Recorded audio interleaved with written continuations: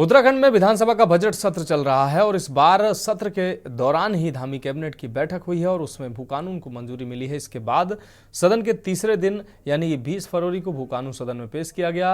अब सदन में भू कानून पर चर्चा हुई है। इसको लेकर उत्तराखंड भाजपा के विकास नगर से विधायक मुन्ना सिंह चौहान ने कहा, भू कानून को कैबिनेट में मंजूरी मिलने के बाद सदन के पटल पर रखा गया और भू कानून प्रदेश की जनता के भावनाओं का ख्याल रखा गया है। भू कानून से संबंधित जो विधेयक है वो कल टेबल होना है और आज उस पर विचार भी होना है। मैं तो अपील करूंगा सभी से, सभी पक्ष के माननीय विधायकों से कि बहुत ओपन माइंडेड अप्रोच के साथ भू कानून विधेयक पर चर्चा करें, क्योंकि ये उत्तराखंड के मौलिकता से जुड़ा हुआ प्रश्न है, उत्तराखंड के अस्तित्व से जुड़ा हुआ प्रश्न है। लिहाजा और बहुत ज़बरदस्त जन भावनाएं इस बात के लिए हैं कि सख्त भू कानून। अगली अहम खबर देहरादून से, जहां विधानसभा सत्र के चौथे दिन कृषि मंत्री गणेश जोशी सत्ता पक्ष और विपक्ष के सदस्यों के सवालों से घिरते नजर आए। कांग्रेस विधायक वीरेंद्र जाती द्वारा प्राकृतिक व परंपरागत खेती में अंतर को लेकर सवाल किया गया। साथ ही कांग्रेस के अन्य विधायकों समेत भाजपा विधायक विनोद चमोली द्वारा भी यही सवाल किया गया। इस पर मंत्री के पास पर्चियां तो आती रहीं, लेकिन परंपरागत और प्राकृतिक खेती को समझा नहीं पाए। इतना ही नहीं, वह परंपरागत फसलों के बारे में भी जानकारी सदन के भीतर नहीं दे पाए। मामला बढ़ता देख विपक्ष के सारे विधायक खड़े हुए और प्रश्न को स्थगित करने की मांग की गई। पीठ ने इस सवाल को स्थगित कर दिया। मीडिया द्वारा पूछे गए सवाल के जवाब में मंत्री गणेश जोशी ने बताया कि उन्होंने परंपरागत और प्राकृतिक खेती समेत फसलों की पूरी जानकारी दी है और वह अपने जवाब पर कायम है। देखिए, प्रश्न संख्या 2 एक प्राकृतिक खेती पर एक सवाल माननीय सदस्य वीरेंद्र जी द्वारा पूछा गया और इसके जवाब में मैंने बताया कि प्राकृतिक खेती के लिए हमारी 2 योजनाएं चल रही हैं। एक मुख्यमंत्री कृषि विकास योजना, जिसके तहत पौड़ी, टिहरी, उत्तरकाशी और चमोली के 1950 हेक्टेयर क्षेत्र को उसमें आच्छादित किया है और 39 क्लस्टर हैं। उन क्लस्टर में होने वाली जो भी फसल होगी, चाहे कुलद हो, चौलाई हो, झिंगुरा हो, धान हो, चावल हो, वो प्राकृतिक खेती में उसमें आएगा। इसी प्रकार हमारे जो भारत सरकार की योजना है national mission of natural farming, जिसमें 10,000 हेक्टेयर के क्षेत्र को उसमें आच्छादित किया है और जिसमें 200 क्लस्टर जिसमें दिए गए हैं, उस क्लस्टर के अंदर होने वाली जो भी फसलें होंगी वो प्राकृतिक खेती में आएगी। और यही बार बार मैंने, जब मुझसे पूछा गया कि आप प्राकृतिक खेती में कौन कौन सी फसलें आती हैं, इन्हीं फसलों का उल्लेख मैंने उसमें किया कि हमारी धान, चावल, दलहन, हमारे मिलेट्स, ये प्राकृतिक खेती में आते हैं। लेकिन रणनीति के तहत उसके सारे साथी एक साथ हो गए और बाकी जितने भी अन्य प्रश्न थे करीब। तो खबरों में वक्त एक ब्रेक का, जल्द हाजिर होंगे। आप देख रहे हैं के न्यूज, खबरों का। ब्रेक के बाद इसके बाद में एक बार फिर से आपका स्वागत है। रुक करेंगे अगली अहम खबर का। खबर अल्मोड़ा से, जहां विधानसभा अध्यक्ष गोविंद सिंह कुंजवाल ने भू कानून और स्थायी राजधानी को लेकर सरकार पर निशाना साधा। अल्मोड़ा में प्रेस वार्ता कर पूर्व स्पीकर गोविंद सिंह कुंजवाल ने कहा कि कांग्रेस गैरसैंण को राजधानी बनाने के पक्ष में है। पर्वतीय क्षेत्र में शिक्षा, स्वास्थ्य और खेती की स्थिति राज्य बनने के बाद खराब होती गई। ऐसे में गैरसैंण को स्थायी राजधानी बनाया गया तो उत्तराखंड में रिवर्स पलायन होगा और लोग अपने घरों को वापस लौटेंगे।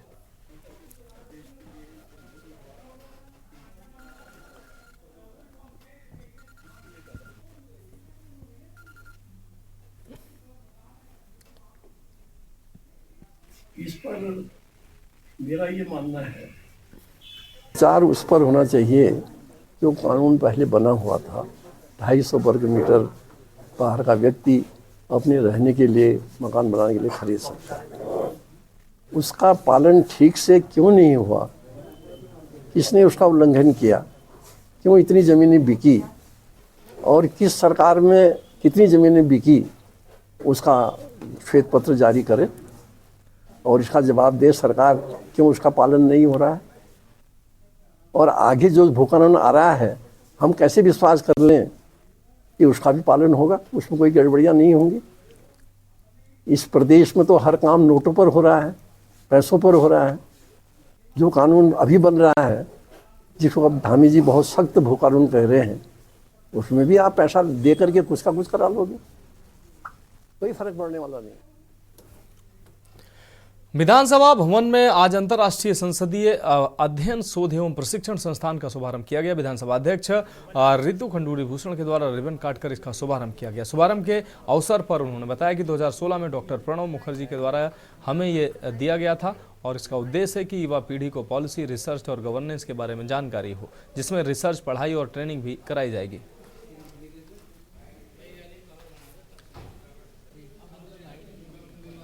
अगेंस्ट लाइट है ना। संस्थान जो अभी शुरू किया है 2016 में डॉक्टर प्रणब मुखर्जी के द्वारा हमें ये शोध संस्थान दिया गया था और मैं चाहती हूँ कि इस अंतर्राष्ट्रीय संसदीय अध्ययन शोध एवं प्रशिक्षण संस्थान के माध्यम से हम अपने बच्चों को पॉलिसी, रिसर्च और गवर्नेंस कैसे होती है उस पर कार्य करने का मौका दें। यहाँ पे रिसर्च भी होगी, पढ़ाई भी होगी और ट्रेनिंग भी होगी।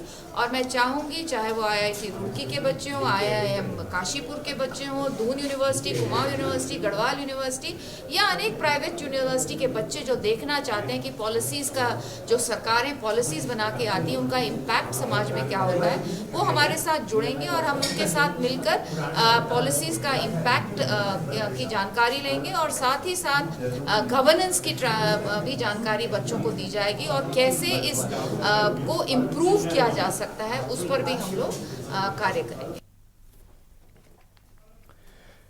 उत्तराखंड हाईकोर्ट ने राज्य के विभिन्न विभागों में ड्राफ्टमैन पर डिप्लोमा धारकों को बाहर किए जाने को लेकर दायर जनहित याचिका पर सुनवाई करते हुए अग्रिम आदेशों तक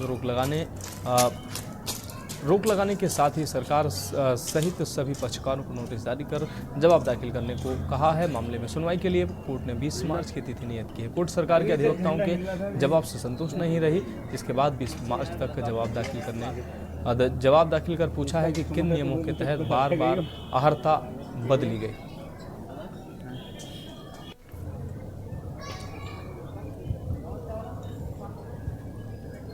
था एक विज्ञप्ति जारी करी थी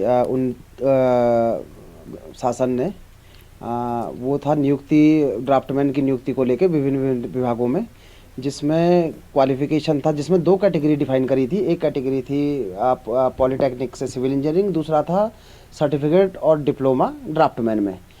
इसमें हुआ ये कि पहले इन्होंने 21/12/2023 को जब सब कुछ कंप्लीट होने के बाद एक कट ऑफ लिस्ट जारी करी, जिसमें इन्होंने 2 कैटेगरी बनाई। एक कैटेगरी बनाई जिसमें पॉलिटेक्निक के सिविल इंजीनियर थे और दूसरी कैटेगरी जो ड्राफ्टमैन में डिप्लोमा और सर्टिफिकेट होल्डर थे। बाद में इन्होंने क्या किया, उसके कुछ टाइम बाद इन्होंने जब UKPSC के सचिव ने शासन को एक पत्र लिखा शैक्षिक योग्यता के संबंध में, तो एक मीटिंग इन्होंने ऑर्गेनाइज करी। उस मीटिंग में इन्होंने जो भी डिसीजन लिया होगा उसके संबंध में फिर इन्होंने 8/1/2005 को एक नई कट ऑफ लिस्ट जारी करी, जिसमें 8/1/2025 को एक नई कट ऑफ लिस्ट जारी करी, जिसमें इन्होंने जो पुरानी कट ऑफ लिस्ट थी उसमें जो डिप्लोमा होल्डर थे, डिप्लोमा और सर्टिफिकेट होल्डर थे ड्राफ्टमैन के, उन सभी को इन्होंने बाहर कर दिया। जिसके संबंध में पिटिशनर ने एक याचिका दायर करी, क्योंकि वो भी एक सेलेक्टेड कैंडिडेट था। तो याचिका पर सुनवाई के दौरान कोर्ट ने शासन से और सचिव UKPSC से और इरिगेशन डिपार्टमेंट और लघु सिंचाई विभाग से ये पूछा कि जब लघु सिंचाई विभाग के नियम ये कहते हैं कि ड्राफ्टमैन के लिए जो एसेंशियल क्वालिफिकेशन है वो सर्टिफिकेट और डिप्लोमा इन ड्राफ्टमैन है, तो आपने सिविल इंजीनियर को जो डिप्लोमा इन सिविल इंजीनियर्स को कैसे आपने इसमें इंक्लूड कर दिया, जो कि वो कर नहीं सकते थे। खबर सितारगंज से, जहां केंद्र सरकार द्वारा अधिवक्ता संशोधित अधिनियम बिल 2025 के विरोध में बार काउंसिल ऑफ उत्तराखंड के आह्वान पर पूरे प्रदेश में अधिवक्ता पूर्ण रूप से कार्य बहिष्कार पर हैं। श्रीनगर के भी जिले भर में अधिवक्ताओं का विरोध जारी है। खटीमा और सितारगंज में अधिवक्ताओं का कार्य बहिष्कार जारी है। केंद्र सरकार द्वारा लाए गए बिल के खिलाफ जमकर धरना प्रदर्शन और नारेबाजी अधिवक्ताओं के द्वारा की जा रही है। अधिवक्ताओं का कहना है कि स्वतंत्रता पर केंद्र सरकार द्वारा बिल लाकर कुठाराघात किया जा रहा है। काला कानून वापस हो, काला कानून वापस हो। जुल्म की टक्कर में अधिवक्ता संशोधन विधेयक 2025 प्रस्तावित है, इसमें जो है कि हम लोग विरोध कर रहे हैं। लगातार आप देखिए कि खटीमा में, रुद्रपुर में, सितारगंज में, तीनों जगह से विरोध की खबरें आ रही हैं। ऊपर नैनीताल जिले से भी आ रही है, देहरादून से भी आ रही है, पूरे प्रदेश के अंदर चल रहा है। उसका मेन कारण ये है कि केंद्र सरकार जो है, केंद्र सरकार नामित किए जाएंगे 3 सदस्यों को, जिनका जो बीसीआई जो है, बार काउंसिल ऑफ इंडिया है, वो एक तरीके से मान लीजिए कि वो केंद्र सरकार के अधीन हो जाएगी और केंद्र सरकार अनावश्यक हमारी बार काउंसिल में जो है हस्तक्षेप करने लगेगी, और जो कि हमारे अधिवक्ताओं के लिए भी ठीक नहीं है और जो हमारे जो मुकदमा लड़ने के लिए आते हैं और जो अपने न्याय लेने आते हैं उनके लिए भी ठीक नहीं होगा। तो यह अनावश्यक जो हस्तक्षेप केंद्र सरकार द्वारा करने की एक साजिश रची जा रही है, एक पूर्ण नियोजित वो षड्यंत्र करा जा रहा है, उसका विरोध हम लोग कर रहे हैं। नैनीताल पहुंचे विभिन्न जिला बार एसोसिएशन के अध्यक्षों ने नैनीताल बार हाईकोर्ट बार एसोसिएशन के अध्यक्ष CS मेहता की अध्यक्षता में बैठक कर केंद्र सरकार द्वारा आपको बता दें, केंद्र सरकार द्वारा अधिवक्ता अधिनियम 1961 में किए जा रहे संशोधन बिल 2025 के विरुद्ध अपना रोष प्रकट करते हुए संशोधन बिल को अधिवक्ता हित के दृष्टिगत तत्काल प्रभाव से हटाने की मांग की। अधिवक्ताओं का कहना है कि केंद्र सरकार के अधिवक्ता विधेयक 2025 में धारा 45B के जरिए अधिवक्ता के कदाचार के लिए उत्तरदायित्व तय किए गए हैं। अगर किसी अधिवक्ता को किसी भी व्यक्ति को अधिवक्ता के कदाचार से नुकसान होता है तो वह BCI के नियमों के मुताबिक शिकायत दर्ज कर सकता है।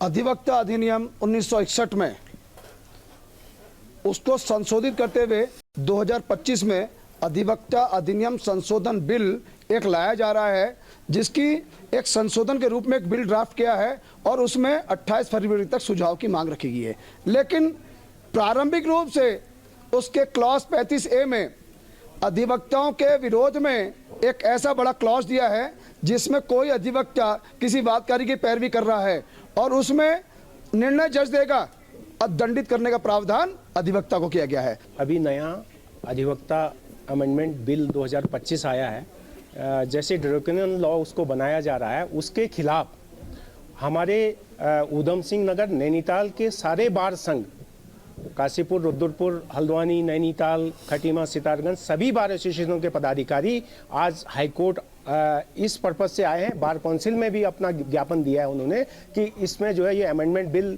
को ठीक किया जाए या इसको जो है न लाया जाए। तो इसके खिलाफ, क्योंकि अधिवक्ताओं के अधिकारों को जो कर्टेल किया जा रहा है, तो इसके खिलाफ जो है सभी अधिवक्ता संघ पूरे प्रदेश के एक लामबंद हैं और इसकी पुरजोर खिलाफत करते हैं कि जो नया अधिवक्ता बिल आया है उसको जो है बंद किया जाए और ऐसी कोई कोशिश न की जाए जिससे अधिवक्ताओं के अधिकारों का हनन हो और एक आम स्वतंत्र रूप से अधिवक्ता अपने व्यवसाय को न कर पाए। खटीमा में मुख्य चौक पर कांग्रेसी कार्यकर्ताओं ने आपको बता दें प्रदेश कार्यकारिणी सदस्य बॉबी राठौर के नेतृत्व में अमेरिकी सरकार द्वारा प्रवासी भारतीयों के साथ किए गए अमानवीय और अपमानजनक व्यवहार पर गुस्सा जाहिर करते हुए हाथों में बेड़ियां और पैरों में जंजीर बांधकर मोदी सरकार तथा अमेरिका की ट्रंप सरकार के खिलाफ आक्रोश व्यक्त किया तथा जमकर विरोध प्रदर्शन किया है।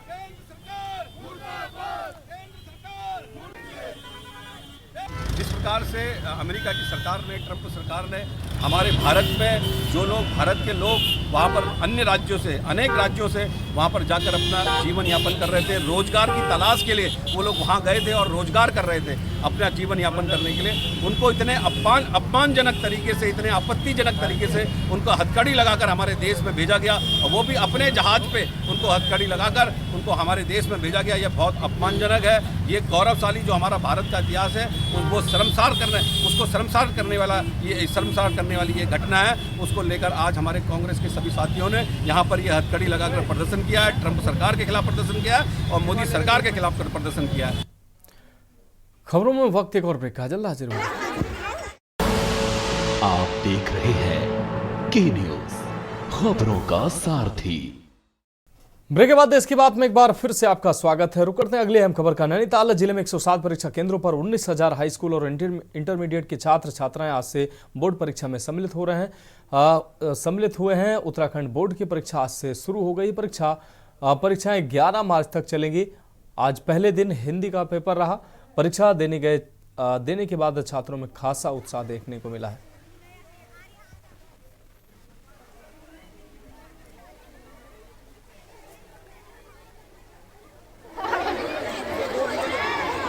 प्रारंभिक तैयारियों के लिए एक बैठक शिक्षा विभाग के केंद्र व्यवस्थापक प्रधानाचार्यों और सेक्टर मजिस्ट्रेट साथ ही पुलिस के साथ कर ली गई थी। अभी हमारे 8 सेक्टर्स हैं पूरे जनपद में और लगभग 19,000 बच्चे विभिन्न 107 सेंटरों में परीक्षाएं दे रहे हैं। आज से इनकी परीक्षाएं शांतिपूर्वक प्रारंभ भी हो गई हैं और शांतिपूर्वक परीक्षाएं संचालित रहें, इसके लिए धारा 163 भी परीक्षा केंद्रों के 100 मीटर की परिधि में लगाई गई। अच्छा गया, काफ़ी इजी आया था, बट थोड़ा बहुत कहीं पे निबंध में थोड़ा प्रॉब्लम मेरे को हुई थी क्योंकि लास्ट में इतना टाइम नहीं मिल पाया, बट क्वेश्चन पेपर बहुत अच्छा आया था, इजी था। कैसी तैयारी चल रही है क्योंकि नेक्स्ट आप जो पेपर होने हैं वो टफ है? नेक्स्ट म्यूज़िक का है हमारा, बट फिर भी टाइम इतना नहीं मिला है। मैं इस बार हमारे नेक्स्ट जो है कल ही है, बट थोड़ा टाइम। पेपर हिंदी का था, पेपर बहुत अच्छा था, बट जो थोड़ी संस्कृत थी और थोड़ा जो आपके बारे में था, मतलब न्यूज़पेपर के बारे में, वो थोड़ा डिफिकल्ट था, हम समझ नहीं पाए, लेकिन पेपर बहुत ज़्यादा अच्छा था। कोशिश रहेगी थोड़ा एग्जामिनर की भी कोशिश रहेगी हमें 85 तक दे ही दे, क्योंकि 90 तो इतना लगा नहीं, क्योंकि थोड़ा छोटे छोटे नंबर में हमारे नंबर कट गए, but paper is very good. Nainital के भीमताल में आज जल संस्थान के पंप ऑपरेटर ने जल संस्थान में नारेबाजी की और धरने पर बैठ गए। ऑपरेटर ने आरोप लगाया कि उन्हें जब विभाग से अपना मानदेय मांगा जाता है तो विभाग के अधिकारी उन्हें नौकरी से निकालने की धमकी देते हैं। तैयारियों के लिए बाद विभाग के ठेके में रखे शिक्षा विभाग कर्मचारी धरने पर बैठ गए। उन्होंने विभाग के खिलाफ नारेबाजी की और ज्ञापन दिया।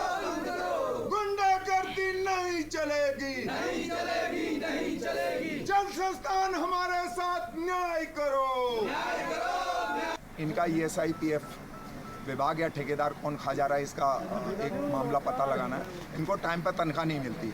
इनका 26 दिन की इनको तनख्वाह मिलती है, जबकि 1 महीने ये पूरा काम करते हैं। तो इन सब मंदों को लेकर हमने आज यहाँ धरना प्रदर्शन किया है और निश्चित रूप से हमारा लिखित समझौता हुआ है और उत्पीड़नात्मक कार्रवाई नहीं की जाएगी। तनख्वाह इनको टाइम से 25 तारीख की टाइम लिमिट बांध दी गई है। अगर नहीं हुआ तो 25 तारीख को हम यहाँ फिर तालाबंदी करेंगे इस विभाग में। उत्तरकाशी में गुरुवार को हुई ऊंचाई वाले क्षेत्रों में बर्फबारी के बाद आज सुबह जब धूप खिली तो पहाड़ की खूबसूरत वादियां चांदी से चमकती नजर आईं। मां गंगा जी के शीतकालीन प्रवास मुखवा, हरसिल, झाला, सुखी टॉप आदि पर खूबसूरत नज़ारा दिखा। वहीं हरसिल मुखवा सड़क खोलने का कार्य किया जा रहा है। गंगा घाटी से लेकर अन्य ऊंचाई वाली चोटियां बर्फ से लकदक दिखाई दे रही हैं। अक्सर गंगा घाटी में गंगोत्री धाम से लेकर गंगा किनारे बर्फबारी में योग साधना करने वाले इन योग साधकों को अलग ही आनंद आता है। यहाँ की बर्फबारी का नज़ारा कुछ अलग ही दिखता है।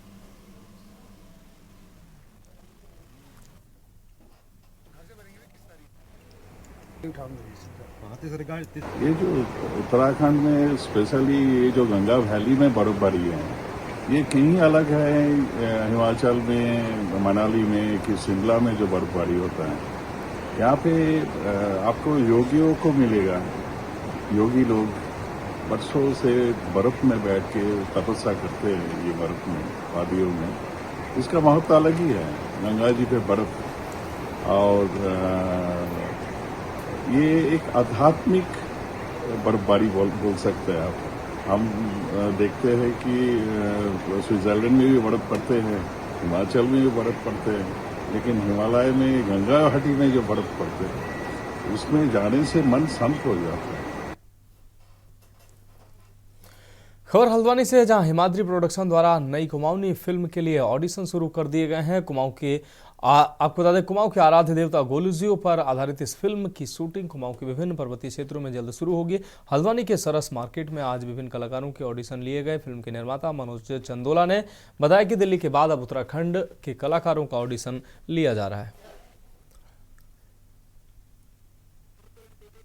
हम अगर कुल मिला के बात करें, यहाँ पर हम लोग नाटक भी कराते आए हैं, संगीत के कार्यक्रम भी कराते आए हैं, लेकिन यहाँ पर अभी तक जो फिल्में भी हो रही हैं वो लगभग कुमाऊनी, मैं कहूँगा गढ़वाल से, हमारे उत्तराखंड से गढ़वाल से फिल्में काफ़ी आ रही हैं आजकल, लेकिन कुमाऊँ की जो हमारी अपनी यहाँ की भाषा है, जो बोली है, उस पर फिल्में नहीं आ पा रही हैं।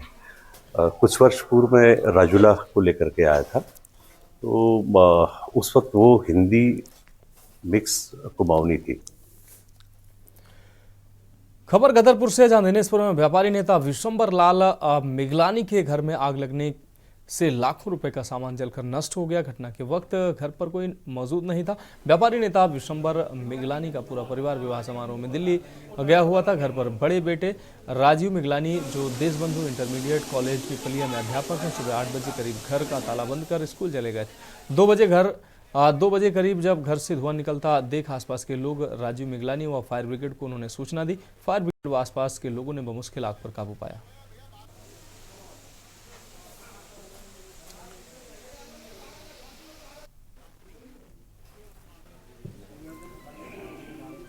बड़े भाई साहब विशंबर मिगलानी जी का घर है।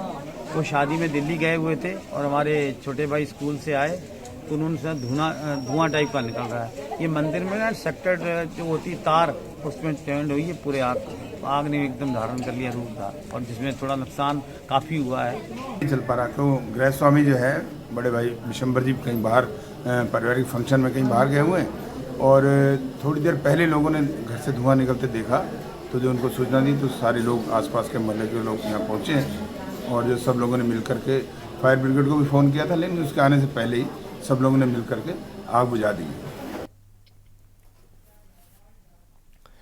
तो फिलहाल देश की बात में अभी के लिए मेरे साथ इतना ही। मुझे दीजिए इजाजत और आप देखते रहिए के न्यूज इंडिया। आप देख रहे हैं के न्यूज, खबरों का सारथी। नमस्कार, मैं हूं मनोज मानस। हमारी खास पेशकश में आपका स्वागत है और हम आज बात कर रहे हैं सबसे पहले संभल हिंसा में चार्जशीट दाखिल। संभल जामा मस्जिद के सर्वे के दौरान 24 नवंबर को हिंसा मामले में दर्ज मुकदमे से 6 में पुलिस ने बृहस्पतिवार को कोर्ट में चार्जशीट दाखिल कर दी है। पुलिस ने इन 6 मुकदमों के 208 आरोपियों के खिलाफ 4175 पन्ने में आरोप पत्र दाखिल किए हैं।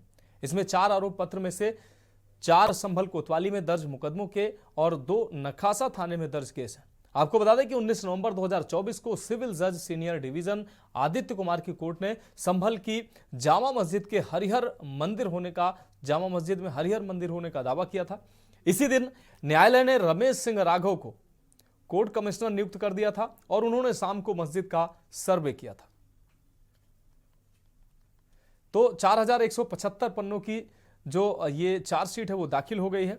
जामा मस्जिद सर्वे के दौरान 24 नवंबर को यह हिंसा हुई थी। अब इस हिंसा की चार्जशीट पुलिस के द्वारा दाखिल कर दी गई है। संभल हिंसा के 6 मामलों में अब चार्जशीट दाखिल की गई। और रईस अलवी हमारे संवाददाता ज्यादा जानकारी के लिए हमारे साथ जुड़ गए हैं। रईस, संभल हिंसा की अब चार्जशीट दाखिल की गई है, 4175 पन्नों की चार्जशीट दाखिल हो गई है, क्या कहेंगे आप? देखिए, बिल्कुल बताऊंगा, जिस तरह से संभल में शाही जामा मस्जिद को लेकर सर्वे हुआ था, सर्वे के दौरान जिस तरह से हिंसा हुई थी, और हिंसा में करीब 5 लोगों की मौत हो गई थी, कई लोग इसमें घायल भी हो गए थे, और इसमें लगभग जो पुलिस ने जो है अलग अलग थानों में जो है 12 FIR दर्ज की गई थी। इसमें 80 से करीब 85 लोगों की गिरफ्तारी भी की गई है, इसमें महिला भी शामिल हैं। तो उसको देखते हुए जिसमें 12 FIR दर्ज की गई हैं, तो 12 FIR में आज 6 FIR की जो है वो चार्जशीट जो है कोर्ट में दाखिल की है, और लगभग 400 से अधिक पन्नों की चार्जशीट बनाई गई है, उसमें दाखिल की गई है। और जो 6 FIR शेष बची हैं उनकी विवेचना चल रही है। उनकी विवेचना के दौरान जो तथ्य सामने निकल जाएंगे उसके बाद जो है चार्जशीट है जो कोर्ट में दाखिल की जाएगी। जी निश्चित रूप से रईस, इस तमाम जानकारी के लिए आपका बहुत शुक्रिया। तो जामा मस्जिद सर्वे के दौरान 24 नवंबर को हुई थी हिंसा। इस हिंसा में अब चार्जशीट दाखिल की गई है। संभल में 6 मामलों में चार्जशीट पुलिस ने दाखिल की है। 208 आरोपियों के खिलाफ ये चार्जशीट दाखिल की गई है। 6 मामलों में चार्जशीट दाखिल की गई है। 4175 पन्नों की ये चार्जशीट दाखिल की गई है। तो संभल हिंसा मामले में अब पुलिस ने चार्जशीट दाखिल कर दी है। 24 नवंबर को यह हिंसा हुई थी जामा मस्जिद सर्वे के दौरान। हरिहर मंदिर का दावा इस मस्जिद के नीचे किया गया था और इसके बाद हिंसा, सर्वे के दौरान हिंसा हुई थी।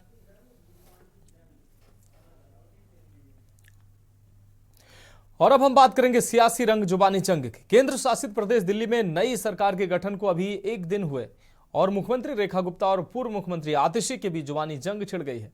आपको बता दें कि दिल्ली की पूर्व मुख्यमंत्री आतिशी ने महिलाओं को हर महीने 2500 रुपए देने की योजना पहली कैबिनेट में पास करने के वादे की याद दिलाकर सरकार से सवाल किया। तो अब सीएम रेखा गुप्ता ने उन पर पलटवार किया है। सीएम रेखा गुप्ता ने कहा कि हमारी सरकार है, एजेंडा हमारा है, काम हमें ही करने दीजिए। दिल्ली के सीएम ने कहा कि जो भी वादे जनता से किए गए थे वो सारे वादे पूरे होंगे। उन्होंने कहा कि हमने अपनी पहली ही कैबिनेट मीटिंग में आयुष्मान योजना को मंजूरी दी है। इस योजना को लागू करने के लिए आगे की कार्रवाई की जा रही है। तो अब आप मुख्यमंत्री बनने के एक ही दिन बाद जहां पूर्व मुख्यमंत्री आतिशी ने मौजूदा मुख्यमंत्री रेखा गुप्ता पर निशाना साधा, उन्होंने कहा कि जो दिल्ली की जनता से वादा किया गया है उस वादे को पूरा करिए।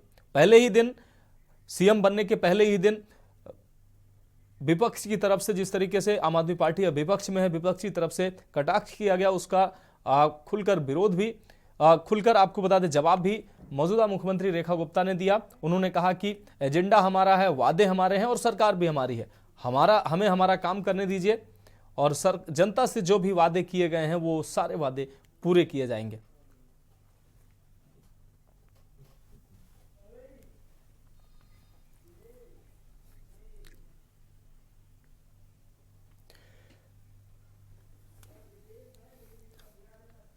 तो रेखा गुप्ता और आतिशी के बीच जुबानी जंग शुरू हो गई है। हमारे विशेष संवाददाता अखिलेश सिंह ज्यादा जानकारी के लिए हमारे साथ जुड़ गए हैं। अखिलेश जी, रेखा गुप्ता को मुख्यमंत्री बने अभी महज एक ही दिन हुआ है और अब इस बीच पूर्व मुख्यमंत्री आतिशी ने जुबानी जंग तेज कर दी है। मौजूदा मुख्यमंत्री से उन्होंने अपने वादे याद दिलाते हुए कहा कि जो दिल्ली की जनता से 2500 रुपए प्रतिमाह देने का वादा किया गया था महिलाओं को, वो 2500 रुपए मुख्यमंत्री को देना चाहिए।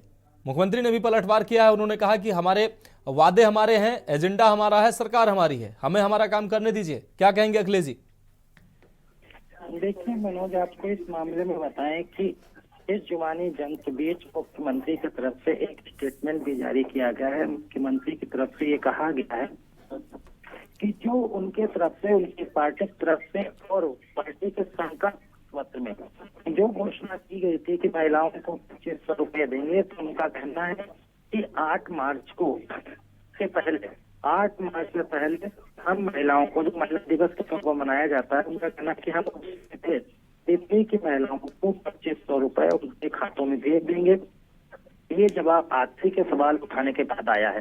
तो इस तरह से कह सकते हैं कि दिल्ली की मुख्यमंत्री रेखा गुप्ता ने अपनी तैयारी शुरू कर दी है ताकि आम आदमी पार्टी या फिर दिल्ली के पूर्व मुख्यमंत्री अरविंद केजरीवाल और आतिशी दोनों भाजपा सरकार को घेरें और भाजपा सरकार की जो घोषणा है उसको लेकर सरकार को कटघरे में खड़ा करें। शायद भारतीय जनता पार्टी पहले ही समझ चुकी है और भाजपा सरकार इसलिए इन चीजों की तैयारी भी कर रही है और इसी कड़ी में मुख्यमंत्री रेखा गुप्ता की तरफ से बयान दिया गया कि वो 8 मार्च से पहले महिलाओं के खाते में पैसे भेज देंगे। तो शायद कहा जा सकता है कि पूर्व मुख्यमंत्री आतिशी द्वारा उठाए गए सवाल को वर्तमान मुख्यमंत्री रेखा गुप्ता का जवाब है। मनोज, हाँ, निश्चित रूप से अखिलेश जी, जिस तरीके से पहले ही दिन से विपक्ष के तौर पर आम आदमी पार्टी ने जिस तरीके से कटाक्ष करना शुरू किया है, हमलावर नजर आई है आम आदमी पार्टी, खासतौर पर पूर्व मुख्यमंत्री आतिशी, उस तरीके से ये देखा जा सकता है कि दिल्ली में जो है आप और बीजेपी की जो ये जंग है सरकार और विपक्ष की, ये तीखी नोकझोंक आगे भी लगातार देखी जाएगी, क्योंकि जिन वादों को लेकर भारतीय जनता पार्टी सत्ता में आई है, कमोबेश वही लगभग वादे आम आदमी पार्टी के द्वारा किए गए थे और उनको हार जरूर मिली है, लेकिन अब वो लगातार सरकार को याद दिला रहे हैं और जनता के बीच में भी लगातार आतिशी भी जा रही हैं। वो कह रहे हैं कि अब जनता को डिमांड करनी चाहिए मुख्यमंत्री से कि अब वो अपने वादे पूरे करें।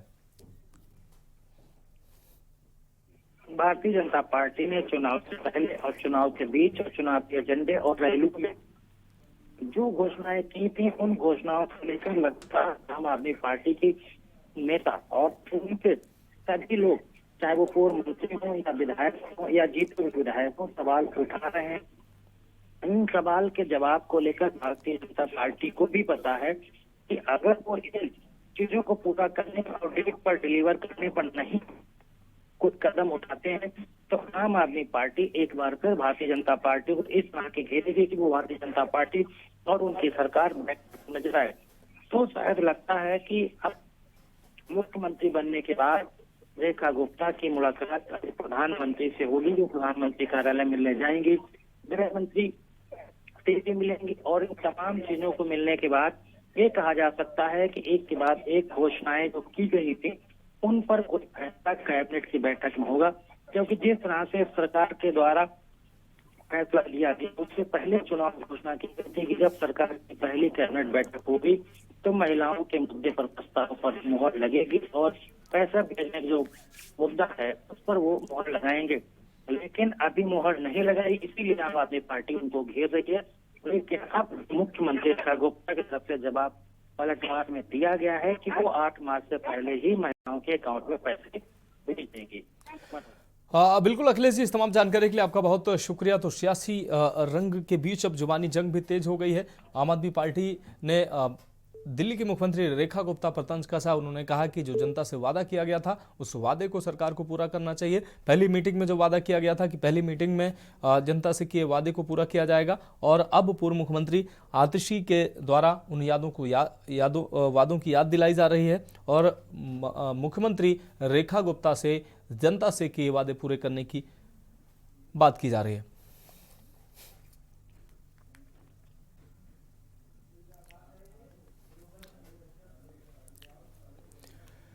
और अब बात करेंगे ग्लोबल इन्वेस्टर समिट की।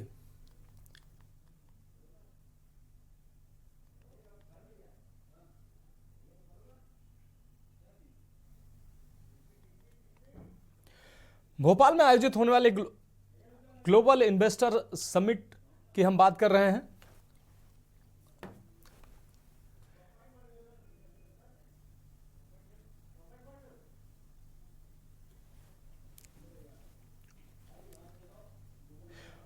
आपको बता दें, भोपाल में आयोजित होने वाले ग्लोबल इन्वेस्टर समिट का उद्घाटन पीएम नरेंद्र मोदी 24 फरवरी को करेंगे, जबकि समापन केंद्रीय गृह मंत्री अमित शाह करेंगे। 2 दिवसीय समिट में विशेष सेक्टोरल सत्र, विभागीय सम्मेलन, अंतर्राष्ट्रीय सत्र और प्रदर्शनी का आयोजन किया जाएगा। आपको बता दें कि मध्य प्रदेश में निवेश को बढ़ावा देने के लिए मुख्यमंत्री डॉक्टर मोहन यादव के लगातार दौरों का परिणाम है कि पूरी दुनिया से 18,000 से अधिक निवेशक भोपाल में आयोजित होने वाले ग्लोबल इन्वेस्टर समिट 2025 में जुटने जा रहे हैं। मध्य प्रदेश में निवेश के लिए तैयार हुए सकारात्मक माहौल की बानगी कहेंगे कि ग्लोबल इन्वेस्टर समिट में अब तक 30,000 से अधिक लोगों ने पंजीकरण करवाया है। तो प्रधानमंत्री मोदी 24 फरवरी को इस ग्लोबल इन्वेस्टर समिट का उद्घाटन करेंगे। भोपाल में ये ग्लोबल इन्वेस्टर समिट होगा। 24 व 25 फरवरी को ये भोपाल में ग्लोबल इन्वेस्टर समिट का आयोजन होगा। 18,000 जो निवेशक हैं इसमें निवेश करने वाले हैं। आपको बता दें 30,000 लोगों ने अब तक इसमें पंजीकरण भी कराया है। तो प्रधानमंत्री मोदी के द्वारा 24 फरवरी को इसका उद्घाटन किया जाएगा। तो मध्य प्रदेश के लिए ये बड़ा दिन कहा जा सकता है। भोपाल में ग्लोबल इन्वेस्टर समिट आयोजित होने वाला है। बड़े निवेश की आशा है। 60 देशों के लगभग उद्यमी और 13 देशों के राजदूत इसमें शामिल होने वाले हैं। सीएम मोहन यादव की ये पहल निवेशकों में दिलचस्पी खासतौर पर बढ़ा रही।